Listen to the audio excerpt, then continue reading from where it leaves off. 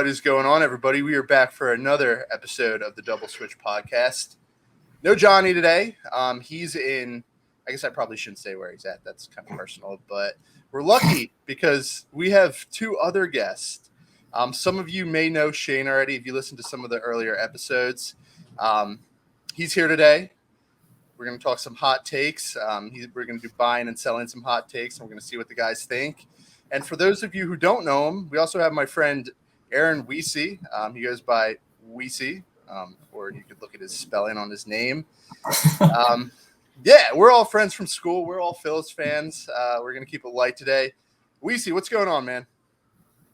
Dude, not much. Kind of tired. Just was on a boat all day because, the heat wave that you love so much. Yeah, not much though, really. It's been a rough weekend here in New Jersey. I had a chance to go to the Phillies game today. It was about 115 degrees, and we lost, and we got swept by the Cubs, so that sucks. Yeah, Weesey actually has a pretty unique experience because he's a new Phillies fan. What are we going on now? Like a year for you, Weesey, since you really got into it? Yeah, I think I got into it like right after the All-Star break last year. So I think it would be like a year now. How's being a Phillies fan treating you? Dude, I don't know, man.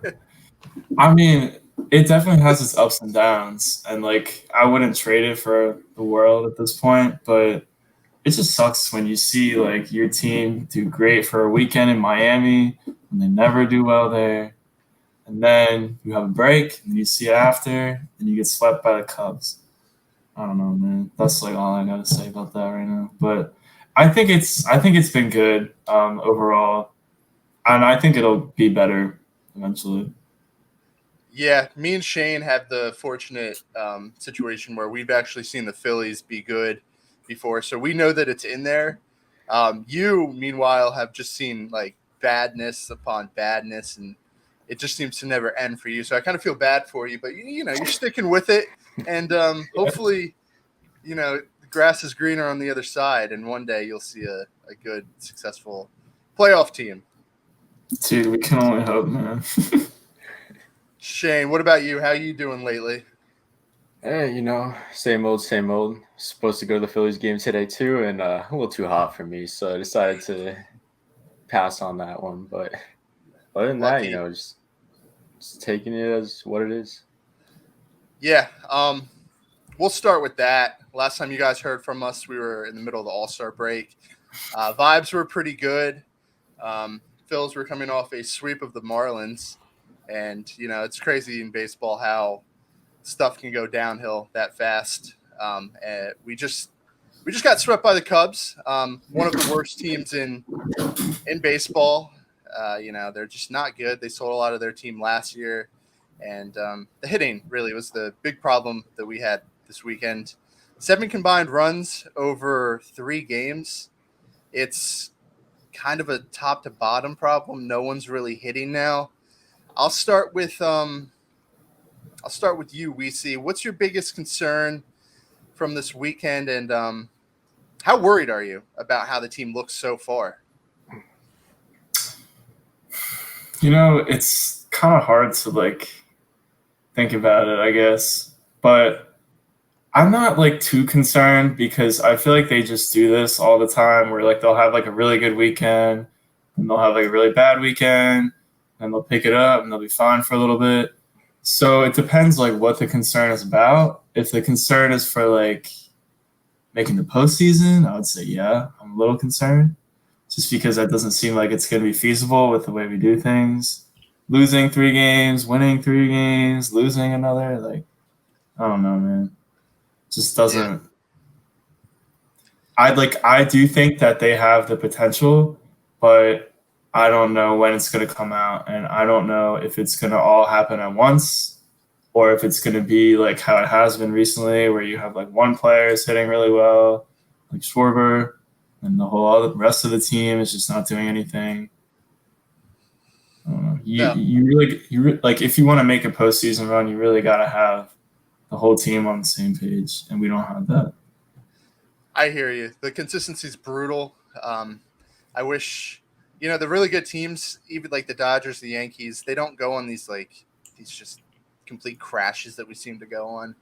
And it's such a painful thing to have to sit through, because even when things are good, like, you can't really buy in because you know they might not be good again one day, just because we're so used to it now. It absolutely sucks. Shane, are you kind of with Weesey on that? Not panicking too much, but this is definitely not good. Panicking a little more probably. I didn't watch any of the games this weekend. Terrible fan, I Lucky. know. But following along with the ESPN updates and seeing everything going down in the box score, I feel like still just big attitude problem and throughout the clubhouse. No one's really taking that leadership role. Someone steps up for a short period of time, like Lucy was saying, and no one else follows through with it. It's just one person getting hot at a time, and everyone just kind of takes turns at it. And no one can't get like 4 or 5 guys all hot at the same time. Speaking of not being hot, I think it's time that we talk about the interview from the weekend. I don't know if you guys saw it live. I actually didn't. I saw the replays of it. It was something. Pretty much, I'll sum it up. Jim Salisbury asked Nick Castellanos if he heard the booing, and it was kind of a rhetorical question, but he didn't really treat it like a rhetorical question. He kind of stood there waiting for an answer. We all know, like, Castellanos obviously heard the booing. Like, he knew that. Castellanos knew that. Everybody there knew it. So some people are questioning why he even asked it, which is completely fair. Nick took a kind of a defensive approach. I think he said, "No, I lost my hearing," or something snarky along those lines. And it's actually kind of divisive, because I see a lot of support for Nick. The reporter shouldn't be asking those really strange questions like that. But I see a lot of like criticism of Nick, and he could have handled it better. Everybody's frustrated with his performance, and it's starting to boil over with the fans and with the reporters. I'll start with you, Shane. How do you feel about how he responded to that? I think we're all in agreement that the question was pretty dumb, but how do you think his response was to that? Listen, I mean, he's obviously upset with himself. He obviously knows he's not playing well. No need to really keep beating a dead horse, But, she doesn't want to answer a question like that. I mean, I wouldn't want to answer a question like that. I like it. I feel like it's going to spark a fire under him. We've seen him be a savage in the past. I feel like this is a little more of his true character. He's kind of fitting into it, embracing the Philly atmosphere maybe a little with the booing. Like, okay, now I really need to step up. But yeah, I mean, he said it's a stupid question. Yes, it's a stupid question. If it was worded like, how is the booing affecting you? Or like, is it getting into your head more? That's a little different. But just saying, oh, you hear the boos? Like, I think he definitely didn't need to, be as snarky, but I feel like he had every right to, just not really want to give an answer. Weesey, what about you? How do you feel about it? I think that it's fair to have some criticism for him, but I don't think that question is valid criticism, because obviously he knows what he was doing. I think Jim Salisbury is a great reporter. I don't know why he took that path, because there was just no reason to do that. Maybe he's just like upset too. I don't know. I think it was wrong, because obviously, like Shane said, he knows like what's going on. He's not like oblivious to it. And it's understandable for fans to be upset with his performances, but that kind of question is just not professional at all.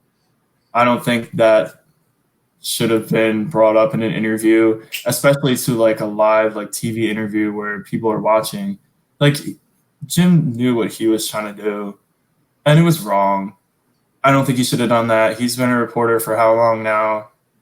I don't know why he did that. Like I said, maybe he's just another fed up fan himself, but he should know better than doing that.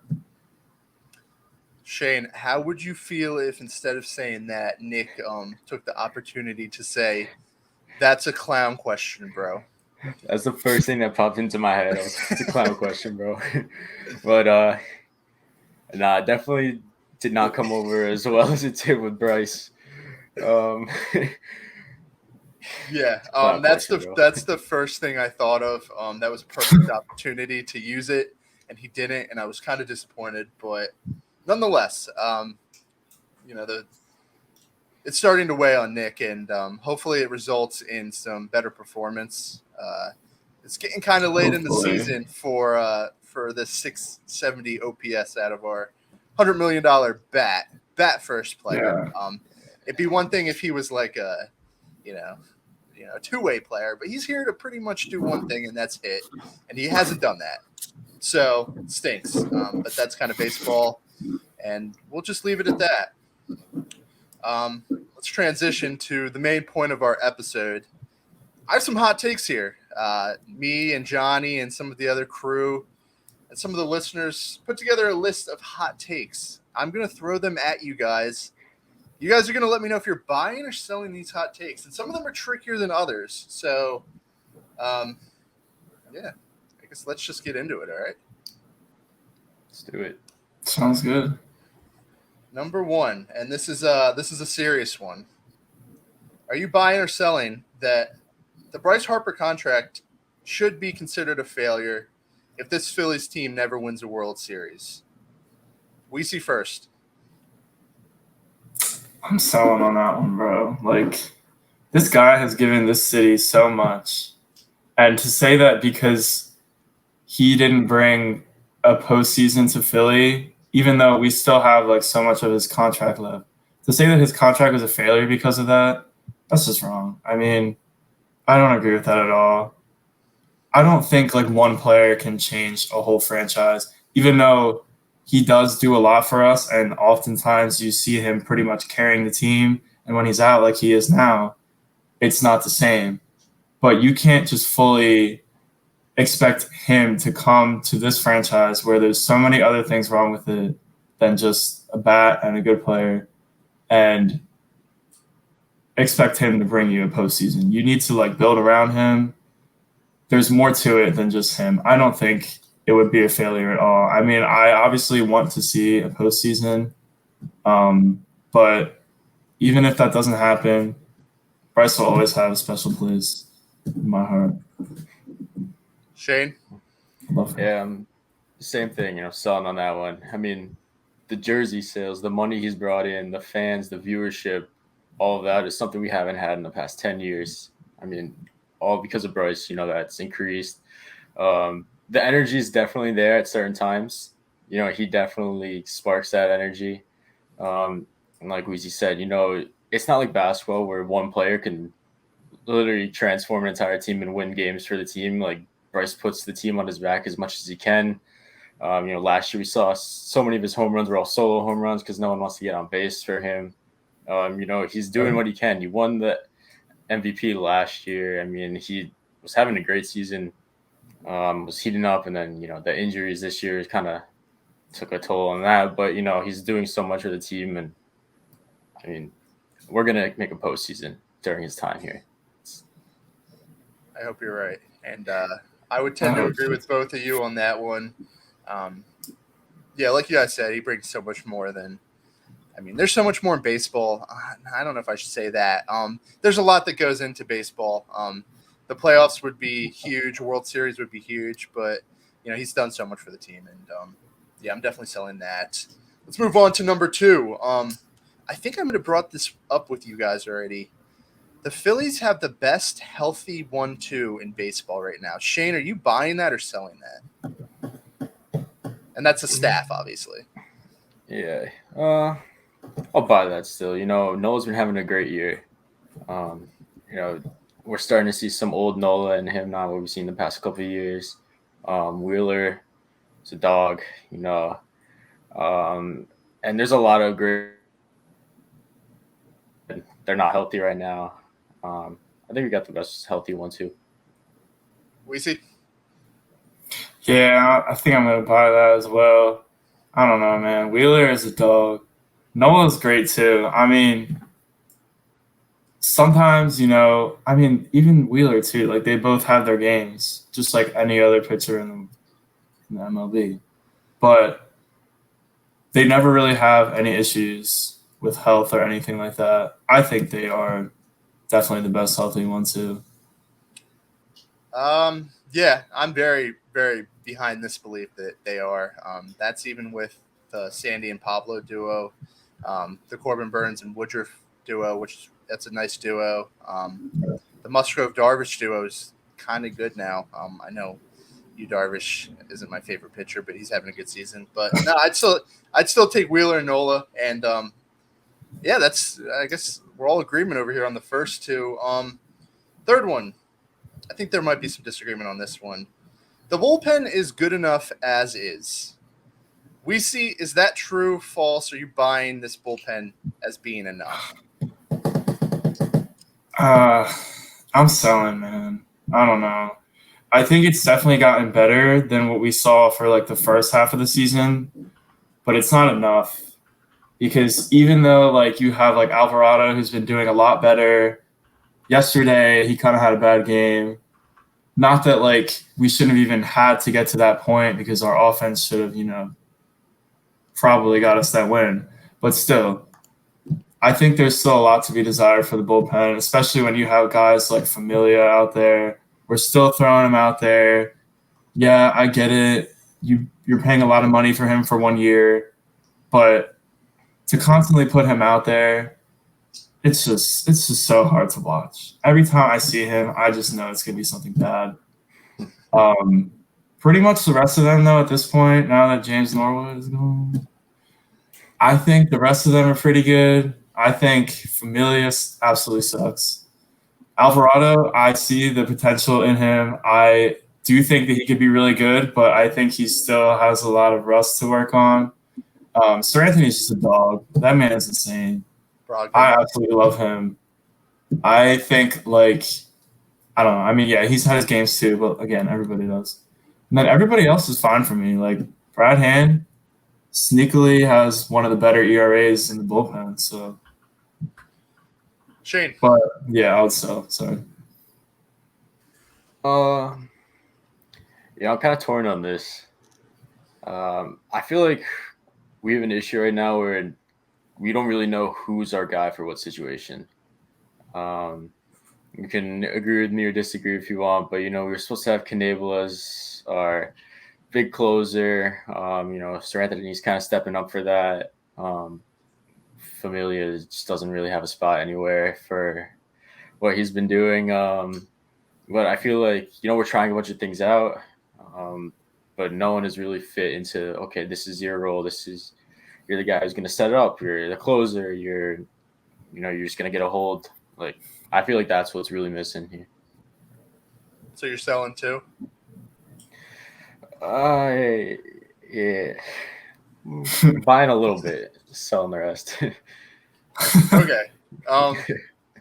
Yeah, we'll take that. I think some slight disagreement on this one. I'm buying that actually. I think it's a very unique bullpen with a couple different guys who can close. I want to say, I mean, I'm comfortable with a handful of people in high leverage right now. All the the late inning guys, obviously Sir Anthony, Brad Hand. I'm cool with Alvarado now. Brogdon also. A lot of good names in that bullpen, and they got JoJo back, and we have some depth there too. Mark Appel's in the minors. I don't know. Besides the Familia question, which there's nothing we can do. He's getting his money. He's going to have a roster spot. I'm happy with where they're at now. So some disagreement there. Let's move on to. I have so many here. I'm trying to some order. All right, number 4. Johnny will have the worst record in fantasy baseball. Oh, jeez. Shane, are you buying or selling that? Johnny's been struggling lately. I like his team. Off the top of my head, I can't give players off, but I'm selling that. I don't think he's gonna be the worst. I think he's gonna be maybe like second to last. We see. Yeah, so I'm gonna sell, but only for one reason. The only reason is because I talked to Mustafa yesterday, and he hasn't checked his team in like 3 weeks. So I don't think he's going to be checking it at all anymore. So I think he's probably going to lose out. But if it wasn't for that, I don't know. I mean, he has a great team. I don't know what's going wrong, but it's not going his way right now. Sorry, Johnny. Yeah, unfortunately, I have to sell that take too. I really wanted to buy it. I think if Musty gives like 5% attention to his team, I think he's better. Yeah. I told Johnny his whole team's going to get hurt and he's going to lose more than he wins. That is happening now. And yeah, we all saw it coming. Well, I saw it coming. And I wish I could buy it, but I can't. Second to last, Johnny. Number 5. This is a good one. Bryce would have won his 3rd MVP if he didn't get hurt. Weezy, are you buying that? Dude, I'm definitely buying that.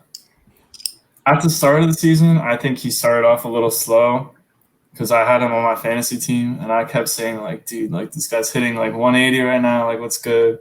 That was only for, like, a couple weeks. Ever since that ended, he's been a dog, man. Like, just unstoppable. And, like, you can see, like, the way he plays. Like, he wanted it again, and it was so unfortunate to see Blake Snow ruin my man's chances at a third MVP, 2 in a row. Very unfortunate. I'm definitely buying that, though. I think he could have done it again. Shane. I got to sell that one. You know, it would have been hard, we can say, before any injury, you know, before his elbow, and he was completely healthy, or then after when he was DHing.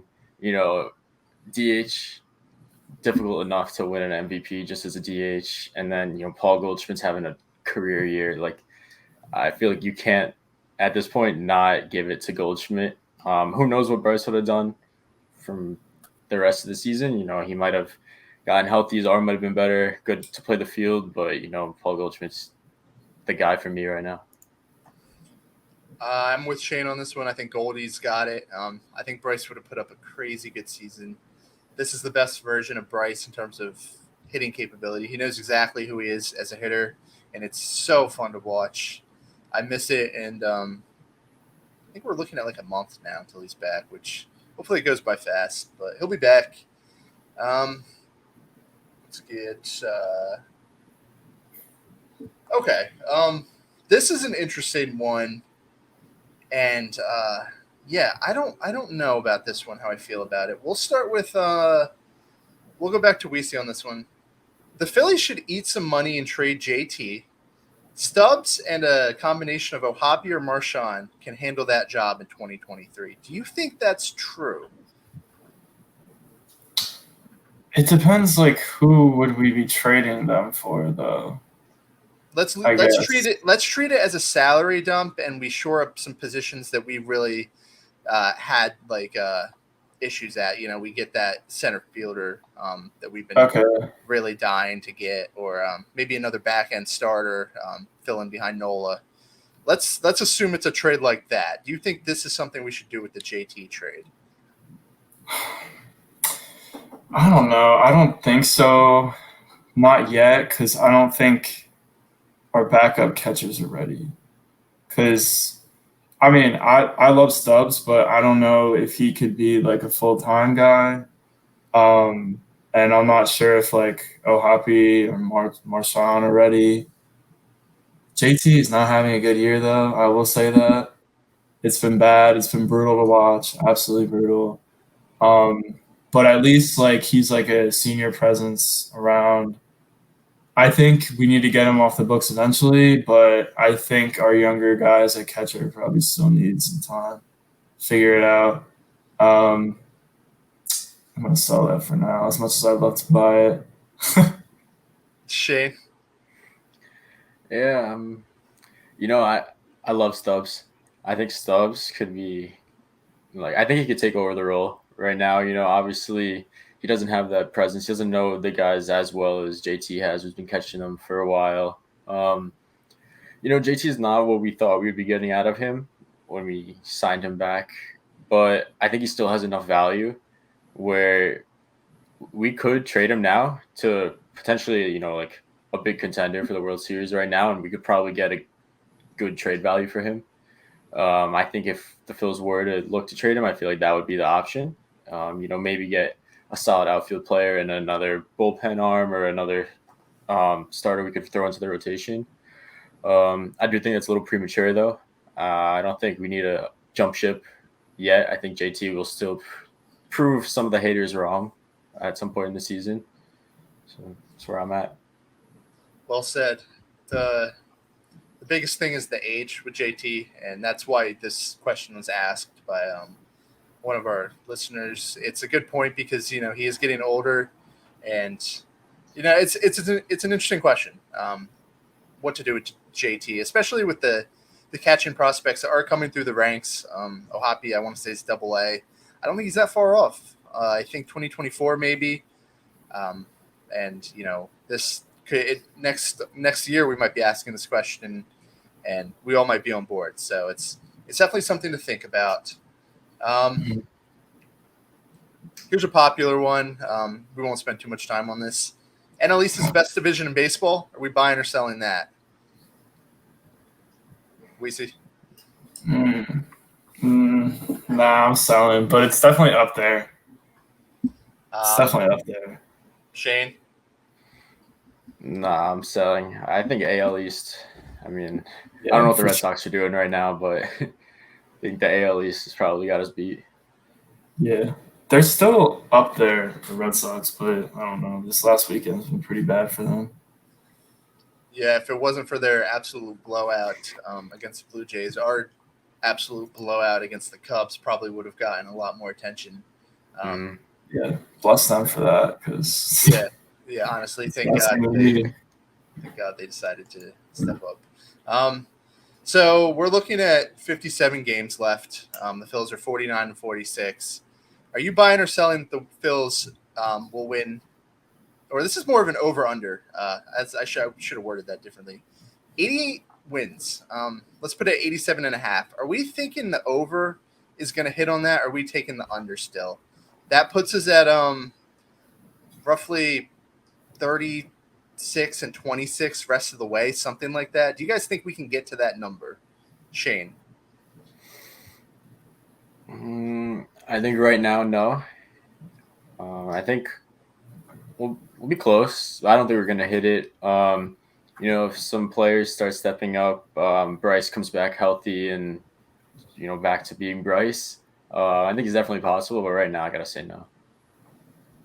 We see. I'm going to go under too. Pretty much like a lot of the same reason Shane said. I think we just don't have people stepping up at the right times.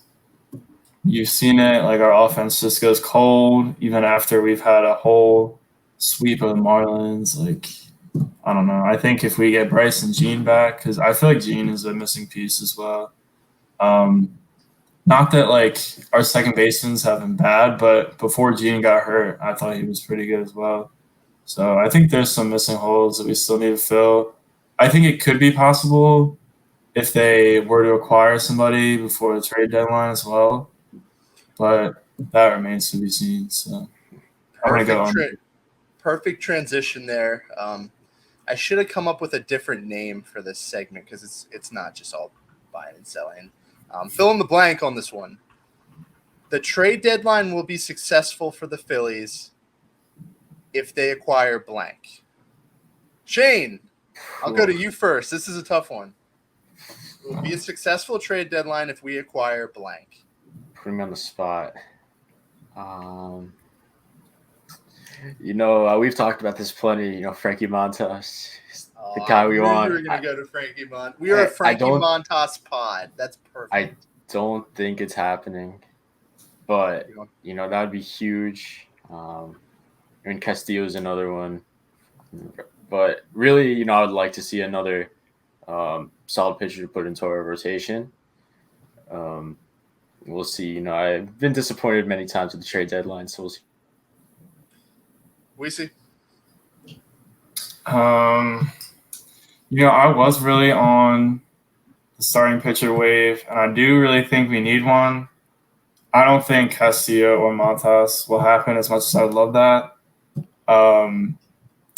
But I don't know. Right now, I feel like we do need another bat or just at least get Bryce back.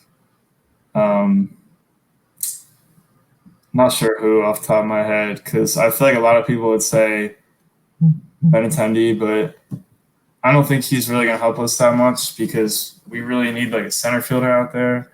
He's not really a center fielder. Yeah, he's played there a little bit, but it would just be like kind of like what we're doing now, like plugging left fielders and right fielders in a center field. Agreed with all of that. This question was tough because you don't always know who's available, and there's so many different names out there. Juan Soto. Yeah, Juan Soto. Give I us was a- actually thinking about Juan Soto the other day. Johnny and I spent like 10 minutes on this, but I didn't realize it. Like when we were talking about it, all of our competitors are kind of in on Juan Soto, and it doesn't bode well if one of them get them because you're looking at the Padres and the Cardinals are the favorites. That's the two teams that we are like closest competitors with right now, and Giants are in there. That's another team. If Juan Soto goes to one of these teams, that changes everything about this playoff race because they're adding essentially, I mean, top 5 hitter in baseball. And we're going to be looking at marginal moves, and it's just something that I don't know. That's tough to think about when you look at it that way. That's kind of just me ranting. I don't know if you guys want to throw anything in there. Yeah, no, I actually kind of realized that as well because as soon as the links kept popping up, I was like, St. Louis, that would be really bad for us. The Padres wouldn't be as bad just because, I mean, they're already kind of ahead, but their lead was kind of chipping down a little bit. I think they've done pretty well against the Mets this weekend, so I think they'll probably stay up there eventually. But yeah, all the links that I've seen, they're pretty bad. I mean, none of them are with us, so anything besides that is no good for me. But it's especially, like Padres, St. Louis, even Mets. I heard that. I was like, I really don't think he's going to go to the Mets, but that would just like ruin my life, I think. So There's a chance here that in a couple of weeks we could be looking at a Padres team with Tatis back and a Cardinals team with Soto in right field. And that's so bad. Like you're getting two top 10 players back for both the teams we're competing with. I guess you can make the argument that we're getting Bryce Harper back too. So that's true. Yeah, I guess it's gonna be a very interesting race. And I don't know. It's just something I'm thinking about, and I just have. Looks like we lost Shane, but I guess I'll throw this one at you. We see. Should I? I guess I'll remove him from his little thing. He's having difficulties right now. Oh, he's back. He's back. Oh no, he's still frozen. All right. We see. I'll throw this one at you. In your honest opinion, what do you think the percentage chance the Phillies make the playoffs are? It's a good question. My honest opinion, I would say actually I would say it's kind of 50-50 at this point because it's just so unpredictable. I don't know. I mean, the whole like winning 3, losing 3 isn't really too sustainable. But also, the Cards are kind of doing the same thing. So if we can at least keep up with that, and like you said, hopefully they don't get Juan Soto, I think it's possible. But just knowing the Phillies that I've known for this past year and change, I don't know. I'm not too sold on it. 50-50. Man, that's going to make for an absolutely roller coaster rest of the season. That's going to be brutal. I don't know. I'd probably put it at, knowing the past and knowing this team, it leads me to believe that we're more likely to miss out again. Not because of anything specific, just because, these teams that we're kind of competing with, they've been to the playoffs. Cardinals are kind of battle tested. They have Waino leading the staff and Yachty leading, the offense, and they've been through a lot, and they've made the playoffs pretty recently. I don't remember which year, but you have them, and then you have the Padres who made it, I want to say 2 years ago, and the Giants who just seem to make it every year. It's kind of a if I was telling someone our predicament right now, we don't have Bryce, and we're dealing with these teams, they would probably be pretty pessimistic. I don't know if that's necessarily the right action to take, but I don't know. There's definitely a reason to be pessimistic in Philadelphia. We're going to choose to be positive, though. Oh, looks like we have a guest back. Sorry. You're back. A little technical welcome difficulties back. here. Welcome back. So just in time for our last question, Philadelphia Phillies have a blank percentage chance of making the playoffs. In your honest opinion, Weesey gave it 50-50. I'm at like 45-55 not making it. What would you be at? I was going to say like 40% chance to make it. I'm pretty pessimistic right now.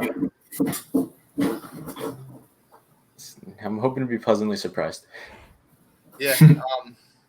No, it's definitely biased by this past weekend, but it's all right. I guess we'll have to wait and see, and that's kind of the journey that we're on. But yeah, we're approaching that 40-minute mark. Let me take this moment to announce that we here at the Double Switch Podcast, as well as all of Pick Swap Media, are excited to announce our partnership with the SportDisplays.com. Sport Displays are the creators of their unique product, the Jersey Mount, which can be installed to any surface and is significantly cheaper than the hundreds of dollars it usually costs for this type of quality display. Check out the link in the description and make sure to use promo code PICKSWAP at checkout for 10% off and free shipping. Definitely check that out. It's in our bio. And yeah, thank you guys for joining us. Shane, thanks for coming on again. You're always welcome. Thanks for dealing with my issues. Yeah, the technical difficulties happens to everybody. We see. Thanks for coming on for the first time. It's been fun, and hope to have you guys on again soon. Hopefully, next time we come on, we're coming off a little bit of a higher point of the season instead of the sweep by the Cubs. But who knows? But that should do it here at the Double Switch Podcast. Johnny should be back. I want to say he'll be back for the next episode. I think we'll be back in about a week. And I don't know what we'll be talking about, but we're always here to provide the support for the Phil's brutal stretches that you guys need. And yeah, we'll talk to you guys soon. Thank you, guys.